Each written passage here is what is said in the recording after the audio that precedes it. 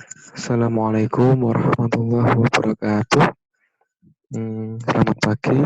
Di sini saya akan menyampaikan materi yang keenam, yaitu mengenai pengukuran temperatur.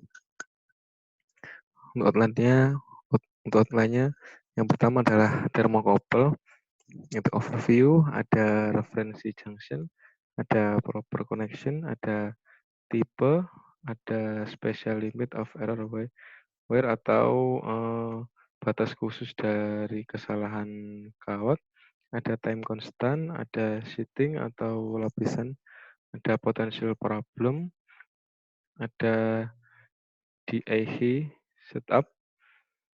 Yang kedua ada RTD, itu membahas mengenai overview, bright gauge, ada calibration, ada akurasi, ada response time, ada potential problem. Yang ketiga ada thermistor. Yang keempat ada infrared thermometry, di mana membahas fundamental, ada penentuan emissivity, dan field of view. Yang kelima ada non-elektrik, pengukuran non-elektronik, mengenai mengukur flux panas film tipis. Yang keenam ada temperatur kontrol, dan yang terakhir ada bagaimana pemilihan standar, cost, akurasi, stability, sensitivity, size, kontak dan non-kontak, temperatur range, dan fluida, tipe fluida. Selanjutnya yaitu mengenai pengukuran temperatur praktis. Di sini ada thermocouple, ada RTD, ada thermistor, dan IC sensor. Nah, di sini ada keuntungan dan kerugian dari masing-masing alat ukur. Selanjutnya yaitu thermocouple. Efek dari feedback jika ada dua kawat yang terbuat dari logam dihubungkan kedua ujungnya, dan salah satu ujung dipanaskan, arus akan mengalir. Nah, jika rangkaian itu terjadi masalah, di mana akan ada tegangan terbuka di sekitar kawat. Voltase adalah fungsi dari temperatur dan tipe logam. Untuk delta T yang kecil, hubungan dengan temperatur adalah linear. Itu dirumuskan delta V sama dengan alfa kali delta T. Untuk temperatur yang besar itu terjadi hubungan non-linear. Ini karena ini ada putaran suara yang lama, maka langsung saja mengenai pengukuran tegangan thermocouple, yaitu jika thermocouple langsung dihubungkan ke voltmeter, maka akan terjadi masalah di sini. Jika hanya membuat conjunction lain, kita tahu voltase akan sebanding, tegangan akan ditampilkan sebanding dengan perbedaan antara J1 dan J2. Karena T1 dan T2. Ini untuk catatannya karena ini thermocouple tipe T. Untuk external reference junction, solusinya yaitu memasukkan J2 ke dalam wadah yang berisi AS, kemudian kita akan mengetahui T2, dan voltase yang keluar akan sebanding dengan T1 sampai T2. Ini merupakan beberapa tipe dari thermocouple, yaitu banyak termokopel yang tidak terbuat yang kawatnya tidak terbuat dari, tembaga. Ditunjukkan dengan termokopel tipe J, jika dua terminal tidak memiliki temperatur yang sama, ini panas, ini yang dingin, maka juga terjadi error atau masalah. Selanjutnya yaitu isothermal block. Block adalah isolator listrik tetapi memiliki konduktor panas yang baik. Dengan cara ini, voltase untuk J3 dan J4 ini dibatalkan. Pengaturan akuisisi data termokopel ini termasuk blok isothermal. Jika kita menghilangkan S-bat atau S ini, maka suhu blok isothermal adalah suhu referensi kita. Dirumuskan V sama dengan alfa T1 min T block. Selanjutnya yaitu software compensation. Bagaimana cara kita menentukan temperatur pada blok? Itu kita menggunakan termistor atau RTD. Setelah kita mengetahui temperaturnya, maka voltase, tegangan yang terkait dengan suhu itu dapat dikurangi. Mengapa kita menggunakan termokopel? Karena termokopel itu pasti murah dan ukurannya kecil, fleksibel, dan kokoh. Selain itu dapat beroperasi pada temperatur yang luas atau banyak temperatur. Untuk akuisisi data, sistem akuisisi data hanya pada software compensation bawaan. Nah, untuk kita menggunakan LabVIEW, maka kita harus memiliki termistor atau RTD. Ini adalah hardware compensation. Nah, dengan hardware compensation ini, temperatur dari isothermal block dapat diukur kembali. Nah, baterai digunakan untuk membatalkan voltase dari reference junction.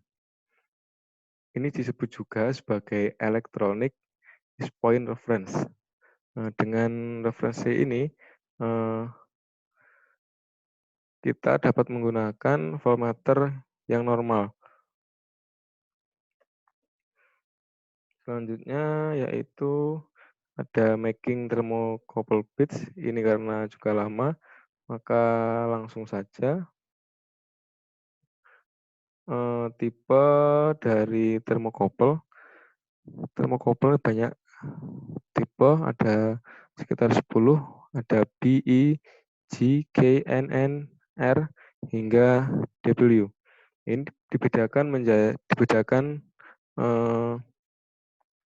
dari bahannya atau logamnya, mulai dari ada yang platinum, nikel, iron, ada tembaga, dan lain-lain. Setelah itu, selanjutnya yaitu ini yang membedakan untuk tipe B, ini thermocouple yang masih kurang baik karena memiliki temperatur rendah sekitar 50 derajat Celcius. Untuk reference junction temperatur tidak penting karena tegangan yang keluar itu antara 0 sampai 42 itu sama. Untuk tipe E itu sudah baik, namun pada temperatur yang rendah, dV per dt, dan untuk alfanya itu sangat tinggi. Jadi ini baik tapi pada temperatur yang rendah. Untuk tipe J ini merupakan jenis termokouple yang murah karena dia terbuat dari besi. Termokouple jenis ini memiliki sensitivitas yang tinggi karena tetapi juga memiliki eh, uncertain yang tinggi juga, dikarenakan ada kotoran dari besi yang mempengaruhinya. Yang nomor 4 itu selanjutnya adalah tipe T.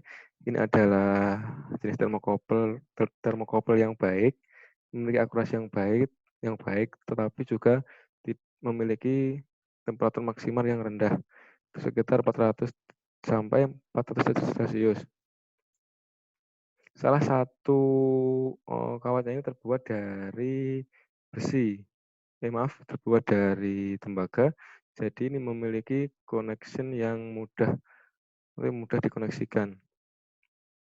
Untuk selanjutnya itu termokopel tipe K.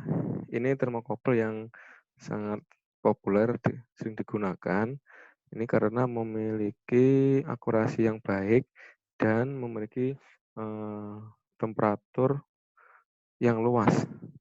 Namun masih memiliki stability atau tentang waktu yang tidak stabil.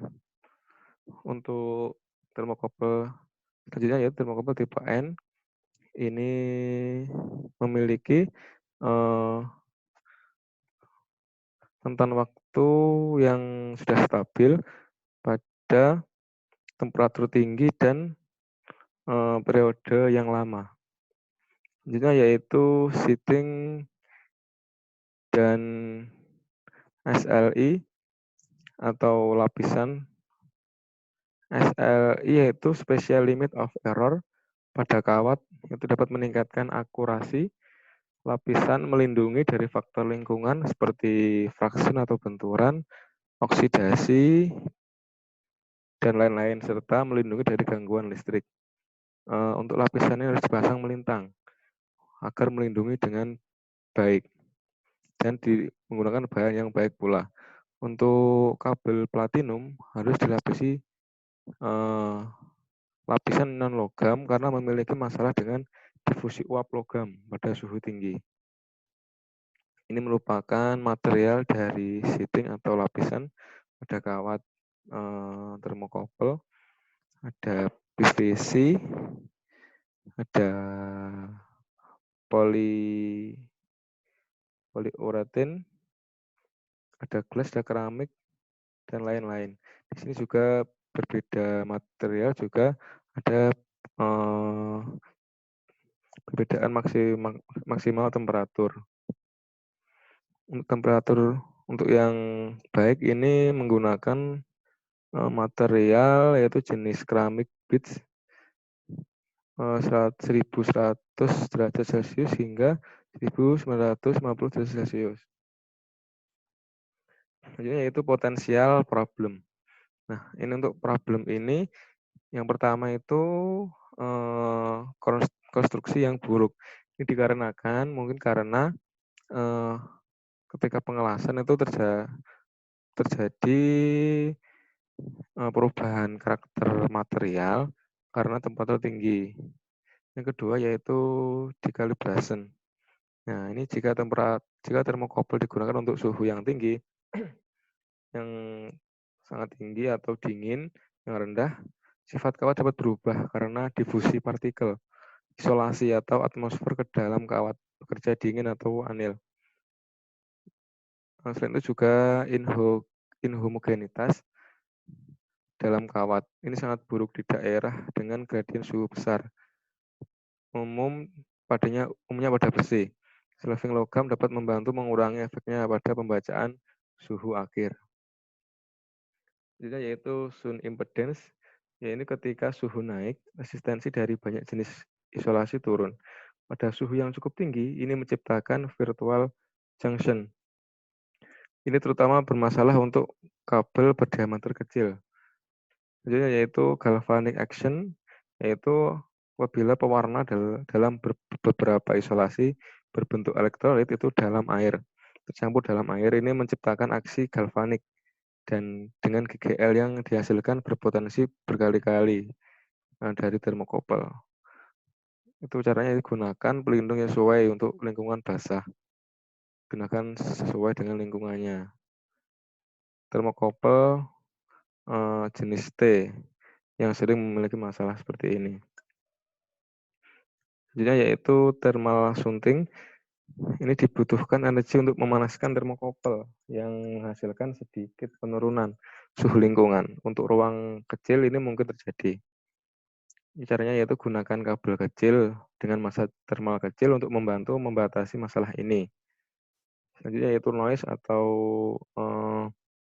kebisingan mungkin bisa terjadi beberapa jenis rangkaian pengaturan membantu mengurangi kebisingan yang berhubungan dengan saluran. Anda dapat mengatur sistem akuisisi data dengan filter juga. Ini caranya itu dengan menggunakan kabel berdiameter kecil agar lebih mengurangi masalah kebisingan.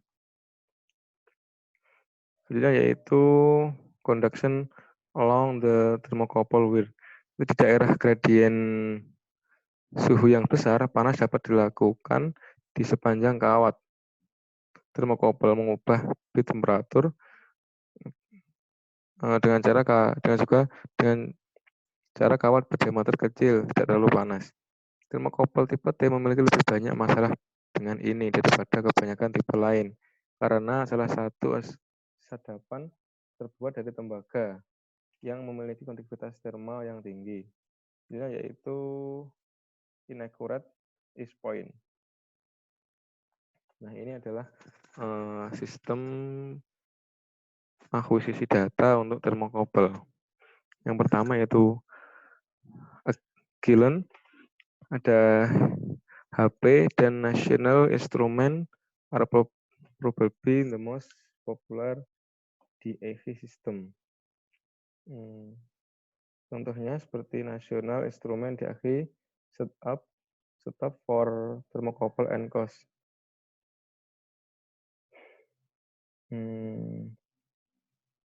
Intinya yaitu catatan untuk sistem perencanaan. Yang pertama, pastikan bahannya bersih, khususnya untuk suhu tinggi. Yang kedua, periksa kisaran suhu bahan. Bahan dapat terdegradasi secara signifikan sebelum suhu tinggi terdaftar. Yang ketiga, pastikan Anda memiliki persimpangan isotermal yang baik. Yang keempat, gunakan kawat yang cukup sehingga tidak ada gradien suhu di mana terhubung ke sistem di EHI Anda. Yang kelima yaitu jika menggunakan konektor termokouple, gunakan jenis kawat yang sesuai. Yang keenam, itu jika Anda menggunakan sistem DAV, gunakan pengaturan yang tepat. Untuk termokouple, periksa reference base point-nya. Yang ketujuh itu berikan isolasi yang tepat untuk lingkungan yang keras. Yang kedelapan, lewatkan pengering rambut di atas kawat. Ini agar kawat selalu kering, tidak basah. Pembacaan suhu hanya akan berubah ketika Anda melewatkan di atas bit. Yang terakhir itu pasang termokouple hanya pada permukaan yang tidak hidup secara elektrik. Itu perhatikan saat mengukur suhu elektriknya. Selanjutnya yaitu RTD atau Resistant Temperature Detector. Untuk alat ini keunggulannya yaitu satu, tahanan logam adalah fungsi dari temperatur. Yang kedua, platinum sering digunakan karena dapat digunakan untuk kisaran suhu yang luas dan memiliki stabilitas yang sangat baik. Nikel atau paduan nikel juga digunakan, tetapi tidak akurat. Yang digunakan itu menggunakan platinum. Yang ketiga, dalam beberapa konfigurasi umum, kawat platinum terpapar langsung ke udara. Disebut dengan bit cake element. Dililitkan di sekitar kumparan dan kemudian disegel dalam gelas cair atau diikat melalui silinder keramik. Yang keempat itu RTD film logam adalah jenis baru. Untuk membuat ini, film cairan platinum atau logam kaca diendapkan ke substrat keramik. Substrat kemudian dietsa dan dengan laser. RTD ini sangat kecil tetapi tidak stabil dan katanya akurat, namun akurat. Yang terakhir, RTD lebih akurat tetapi juga lebih besar dan lebih mahal daripada termokouple. Ini merupakan geometri dari RTD. Lapisannya yaitu menggunakan stainless steel atau Inconel, menggunakan gelas, alumina, dan quartz. Metal sheet digunakan karena kontaminasi temperatur yang tinggi, untuk batas bawah sekitar 250 derajat Celcius dan sangat tinggi temperatur. Quartz atau kwarta dan menggunakan alumina yang masih murni untuk mengurangi kontaminasi. Ini merupakan pengukuran resisten beberapa jembatan sirkuit yang berbeda digunakan untuk menentukan hambatan. Jembatan sirkuit membantu meningkatkan akurasi pengukuran secara signifikan. Tegangan output jembatan adalah fungsi dari resisten RTD. Selanjutnya yaitu resisten atau temperatur conversion. Persamaan yang dipublikasikan terkait tegangan jembatan dengan suhu dapat digunakan. Untuk hasil yang sangat akurat dapat dilakukan kalibrasi sendiri. Ini caranya yang pertama yaitu dengan tersedianya beberapa kalibrator elektronik. Selanjutnya kalibrasi yang paling akurat yang dapat dilakukan sendiri dengan mudah adalah dengan menggunakan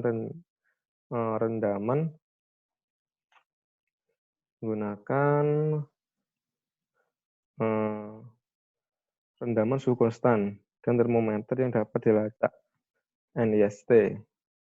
Anda kemudian dapat membuat kurva kalibrasi Anda sendiri yang menghubungkan suhu dan tegangan. Ini merupakan akurasi dan respon time dari RTD.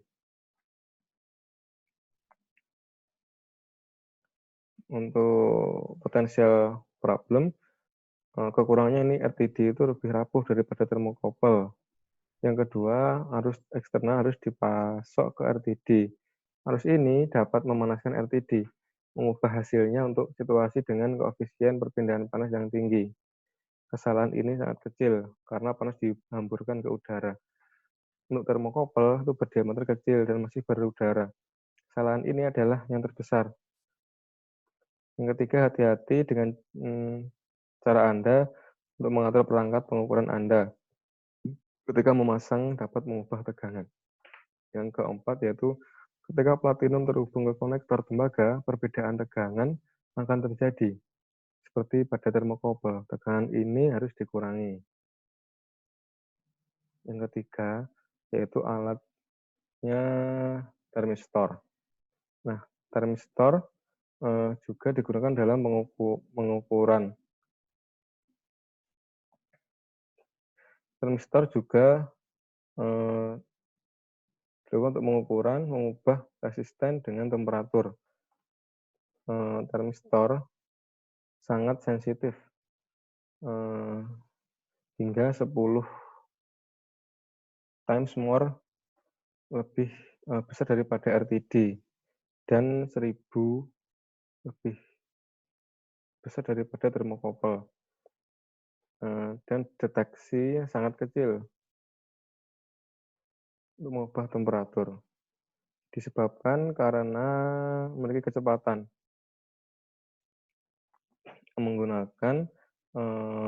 digunakan untuk temperatur counter yang precision dan memiliki banyak waktu, memiliki temperatur yang sangat kecil untuk mendeteksi temperatur yang sangat kecil. Menggunakan bahan dari keramik semikonduktor atau metal oxides. Yang terakhir ini merubah resisten termistor dengan temperatur itu sangat tidak linear. Ya, ini merupakan termistor yang grafiknya tidak linear. resisten atau temperatur conversion. Kurva yang pertama, kurva termistor standar tidak disediakan sebanyak termokouple atau RTD. Makanya kita harus sering membutuhkan kurva untuk bed termistor tertentu. Yang kedua, tidak memerlukan jembatan 4 kawat seperti RTD. Tidak memerlukan sirkuit. Yang ketiga, sistem DEHI dapat menangani kurva nonlinear dengan mudah. Yang keempat, termistor tidak bekerja dengan baik pada suhu tinggi dan menunjukkan ketidakstabilan dengan waktu. Akan tetapi, untuk yang terbaik, ketidakstabilan ini hanya beberapa milikel per tahun. Yang keempat yaitu infrared thermometry atau termometer inframerah. Yang pertama, infrared thermometry digunakan untuk mengukur radiasi pada suatu objek. Yang kedua, puncak magnitude itu ditujukan pada sesuai dengan area infrarednya. Untuk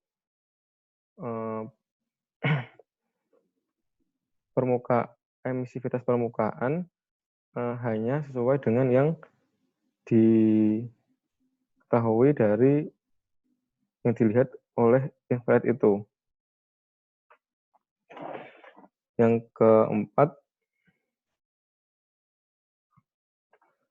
reflection from other object yang introduce error as well. Jadi refleksinya dari objek lain itu tidak, ketika ada objek lain yang terlihat itu akan terjadi error. Jadi hanya fokus pada objek yang diamatinya. Selanjutnya yaitu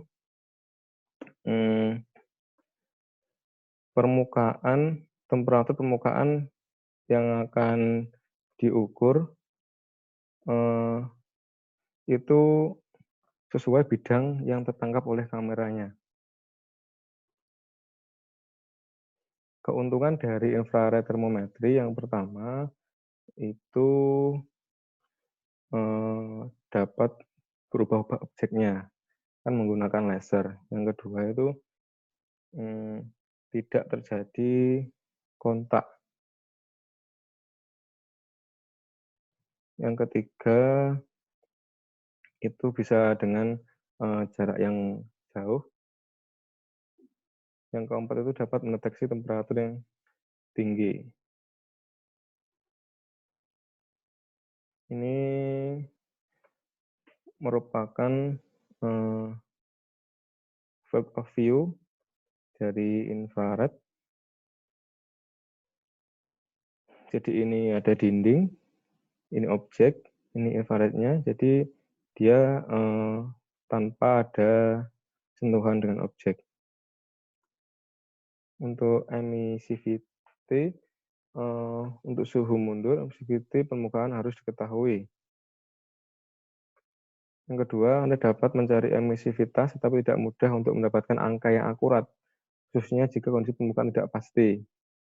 Misalnya tingkat oksidasi. Yang ketiga, permukaan yang sangat reflektif menimbulkan banyak kesalahan. Yang keempat itu penyaringan spektral pita sempit menghasilkan nilai emisivitas yang lebih akurat.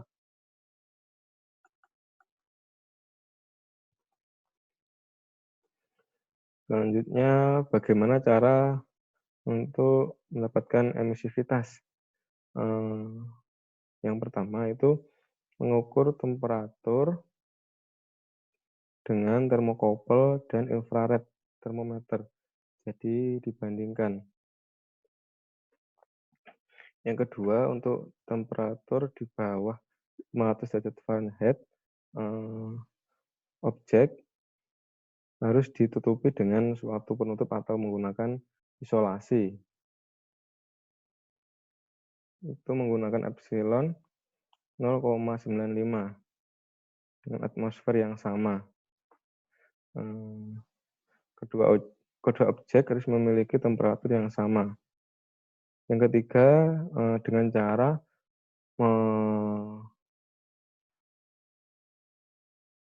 mengebor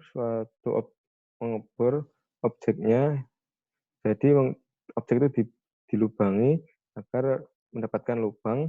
Setelah itu lubang itu bisa untuk melihat temperaturnya. Jadi untuk mendapatkan emisi yang tinggi itu dengan cara dibor juga bisa. Yang keempat yaitu dengan pelapisan permukaan menggunakan cat berwarna hitam. Yang terakhir yaitu untuk standar material dengan permukaan kondisi permukaan. Material standar dengan kondisi permukaan. Untuk spectral effect, yang pertama yaitu gunakan filler untuk menghilangkan radiasi atmosfer dengan panjang gelombang yang lebih panjang, karena permukaan Anda akan sering memiliki suhu yang jauh lebih tinggi daripada atmosfer. Yang kedua, jika Anda mengetahui kisaran suhu yang akan Anda ukur, Anda dapat menyaring radiasi panjang gelombang yang lebih kecil dan lebih besar. Menyaring panjang gelombang kecil menghilangkan efek api atau titik panas lainnya. Yang ketiga, jika Anda mengukur melalui permukaan jenis kaca, pastikan kaca transparan untuk panjang gelombang yang Anda pedulikan. Kalau tidak, suhu yang Anda baca akan menjadi semacam rata-rata suhu permukaan dan kaca yang Anda inginkan. Untuk price dan akurasinya, untuk harganya itu kisaran rata-rata 500 US dollar untuk yang murah dan sekitar 6.000 US dollar untuk akurasi yang tinggi menggunakan komputer kontrol, itu model komputer kontrol. Untuk akurasi itu antara 0,1 sampai 1% untuk rank penuh, dan ketidakpastiannya dari 10 derajat Fahrenheit.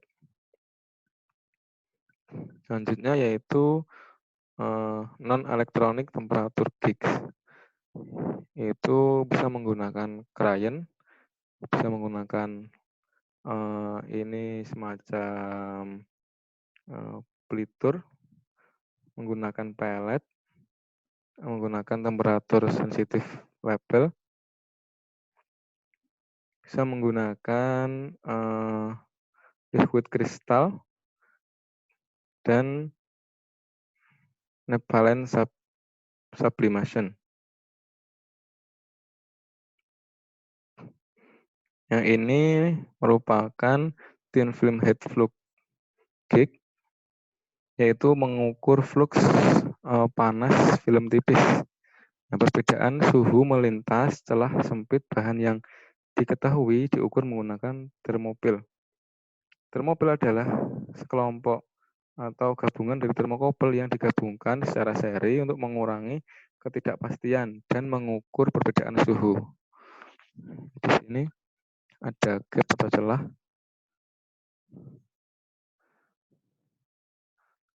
Selanjutnya, yang ini yaitu mengukur aliran panas pada instalasi. Yang di sini ada panas masuk. Di sini ada sensor, 2 sensor, di pinggirnya ada 2 sensor. Dan di sini ada coolernya. Nah, setelah itu dari sensor ini data masuk menuju ke heat flow meter. Ditampilkan ada displaynya. Setelah itu dari sini untuk disimpan ke option strip code recorder. Ini kesulitan menggunakan gig ini yaitu jarak antara kedua sisi sangat kecil sehingga perbedaan suhu kecil. Ketidakpastian dalam pengukuran perbedaan suhu bisa besar. Yang kedua, perhatikan di mana Anda dapat menempatkan gig. Jika konduktivitas efektif dari alat pengukur berbeda dari konduktivitas bahan di sekitarnya, akan lebih mudah atau lebih sulit bagi panas untuk melewatinya. Panas akan mengambil jalan dengan resistensi paling sedikit. Jadi jika Anda tidak memposisikan alat ukur dengan hati-hati, Anda mungkin tidak mengukur fluk panas yang sebenarnya. Jadi kita menempatkan gignya harus sesuai, harus pas pada objeknya. Selanjutnya yaitu temperatur controller.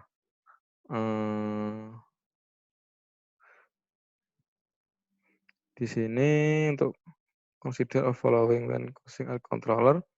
Yang pertama, tipe dari sensor temperatur,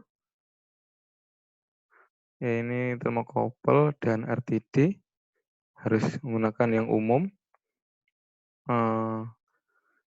Angka dan tipe output.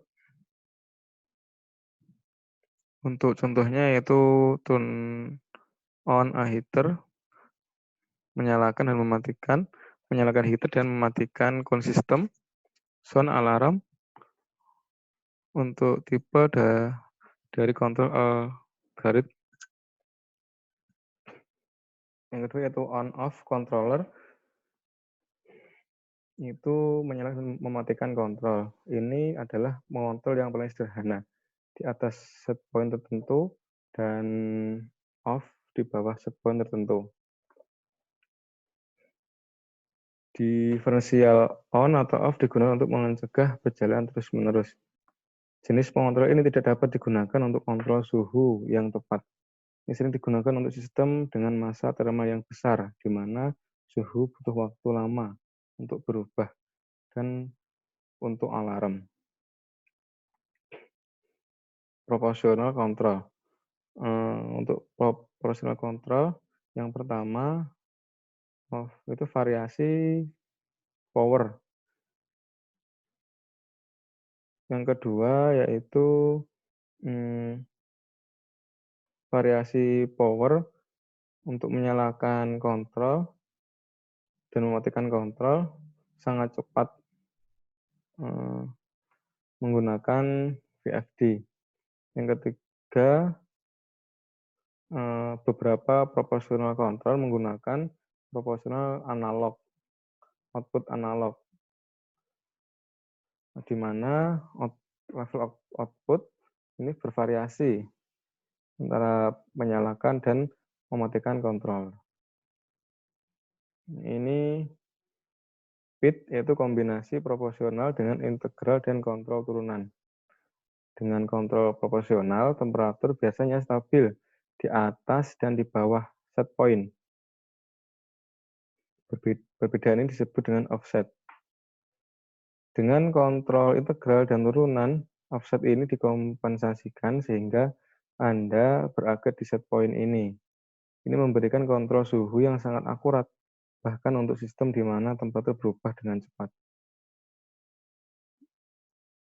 Ini bagaimana cara memilih perangkat temperatur kontrol. Hal yang perlu kita ketahui, yang pertama yaitu standar.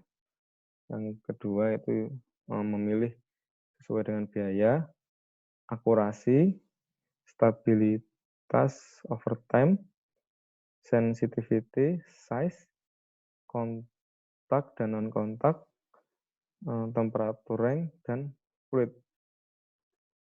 Selanjutnya yaitu standar internasional. Ini beberapa standar alat ukur. Selanjutnya yaitu enclosure rating. Ini ada tipe 1, tipe 2, tipe 3, tipe 3R, tipe 4, tipe 4X, dan tipe 6. Ini beberapa enclosure rating. Yang terakhir yaitu kita akan memilih yang mana antara RTD, thermocouple, atau thermistor.